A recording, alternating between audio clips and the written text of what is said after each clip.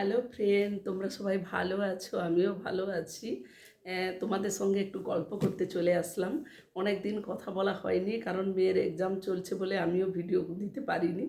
তো আজকে আজকে পরীক্ষা শেষ হয়নি, কিন্তু মানে আর একটা পরীক্ষা 7 তারিখ হয়ে শেষ হয়ে যাবে। তো মেয়ে এখন স্যারের কাছে পড়াশোনা, মানে স্যার পড়াতে এসছেন, ও পড়ছে। তো সেই সুযোগটাতে আমি একটু ভিডিও করছি, অনেক দিন করবো করবো হয়ে ওঠেনি। তো যেটা তোমাদের সঙ্গে বলতে এসেছি, একটা দারুণ, মানে খুব ভালো, মানে যেটা শুনলে হয়তো জানি না তোমরা খুশি হবে কি আনন্দ পাবে আমি বলতে পারবো না, কিন্তু বা বলাটা আমি বলছি, কে কীভাবে নেবে সেটাও আমি জানি না। তো আমার খুব ইচ্ছে করলো, তাই তোমাদের সঙ্গে শেয়ার করতে এসেছি। এই যে দেখো, বঙ্কিমচন্দ্রের রচনাবলী উপন্যাস, এই যে লেখা আছে বঙ্কিমচন্দ্রের রচনাবলী উপন্যাস। এবার এই বইটা গল্প বলবো। তো আমার হাজব্যান্ডের স্কুলে একটা পার্সেল এসেছে, মানে আমার হাজব্যান্ড টিচার, তোমরা জানো, আমিও বলেছি। তো হচ্ছে স্কুলে একটা পার্সেল এসেছে, তো দেখছে, বলে আমার নামে পার্সেল, কি ব্যাপার? খুলে দেখে না এই বইটা এসেছে, বইটা আর হচ্ছে বইয়ের সঙ্গে আরও 20 টাকার কয়েন 25টা ওর এক ছাত্র পাঠিয়েছে গুরুদক্ষিণা হিসেবে, মানে পড়ে চলে গেছে। তো মানে এখন সে চাকরি পেয়েছে, তাই স্যার মনে হয়েছে স্যারের জন্য পাঠিয়েছে। তো আমি তোমাদেরকে দেখাই। তো আমার হাজব্যান্ড আমাকে টাকাগুলো দিল, বললো এগুলোকে সুন্দর করে রেখে দিও, এটা আমার উপহার, তুমি ওটাকে যত্ন করে রেখে দিও। তো সেই জন্য আমিও ওটা যত্ন করে রাখার জন্য আমি একটা, মানে লক্ষ্মী ভাঁড় কিনেছি।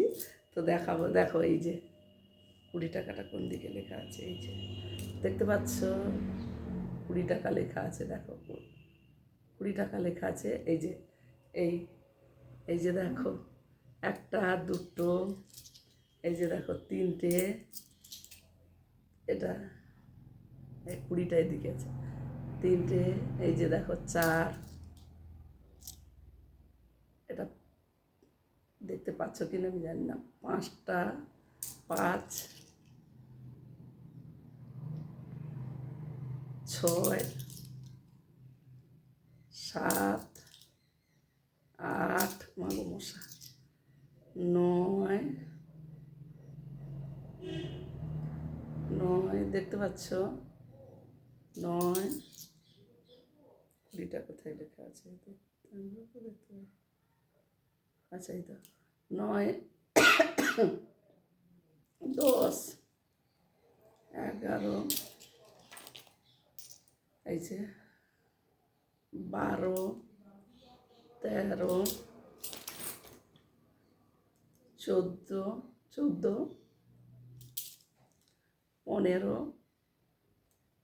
দেখতে পাচ্ছ 15, এর মধ্যে এসেছে 15, এই যে দেখো 16,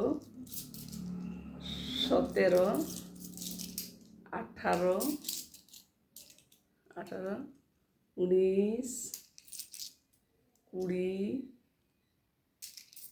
21, 22, আচ্ছা 20টা এদিকে লেখা আছে, 22, 22 গেল, হ্যাঁ 23, 24, আর একটা আছে ব্যাগে, ওই এই যে 25টা 20 টাকার কয়েন এরকম পাঠিয়েছে। তারপর ওখানে ফোন নাম্বার লিখে দিয়েছিল। তো আমার হাজব্যান্ড ফোন করে ওকে বলেছিল যে হচ্ছে, তুই উপন্যাসটা পাঠিয়েছিস খুব ভালো, আমি খুব খুশি হয়েছি, কিন্তু এই টাকাটা পাঠিয়েছিস কেন? বলছে স্যার, নতুন 20 টাকার কয়েন বেরিয়েছে, তাই ভাবলাম আপনার জন্য পাঠাই, ওই জন্য পাঠিয়েছে। তো আমি এটা আবার রাখার জন্য একটা জিনিস এনেছি তোমাদেরকে এই যে দেখো, শিবরাত্রি মেলাতে গিয়ে আমি এটা এনেছি, যে এর মধ্যে এই যে হাঁসটা সরস্বতীর বাহন, আর সরস্বতী মানে শিক্ষা দিয়ে, যেহেতু আমার হাজব্যান্ড এটা মানে গুরু দক্ষিণা মানে শিক্ষার জন্য, তাই এই হাঁসটা এনেছি, হাঁসের মধ্যে রাখবো বলে। কেমন লাগছে তোমরা বলো, তোমাদের ভালো লাগছে তো আমার এই প্ল্যানিংটা? আমি জানি না তোমরা এটা কে কীভাবে নেবে, আমি জানি না। তো আমি আর তোমাদের সঙ্গে শেয়ার করলাম, এই পয়সাগুলো ঢোকাবো বলে এই হাঁসের ভেতরে, এই হাঁসের মধ্যে ঢোকাবো, একবার দাগ পরে ঢুকিয়ে দেব। তো তোমাদেরকে দেখিয়ে ঢোকালে ভালো হতো, কিন্তু মুখটা একটু ছোট হয়ে গেছে। মুখটাকে কী করে বড় বড় করবো এটাই দেখছি, কীভাবে বড় হবে মুখটা একটু মানে।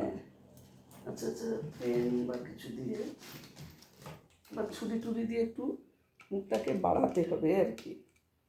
এই মুখটা না বড় করলে টাকাটা ঢুকছে না।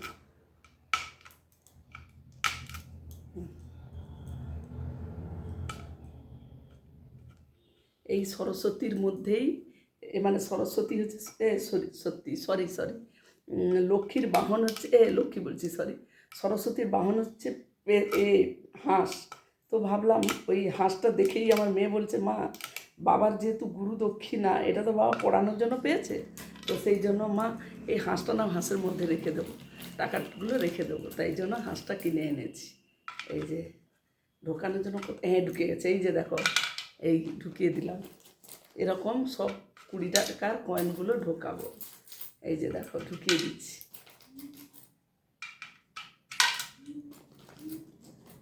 কিছু ভুল করলাম না তো? যদি ভুল করে থাকি প্লিজ ক্ষমা করে দিও।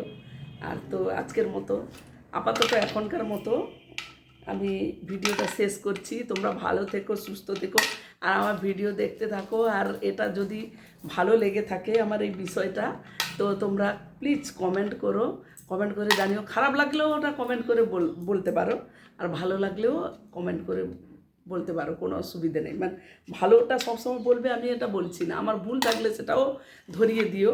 তাই আজকের মতো বাই বাই।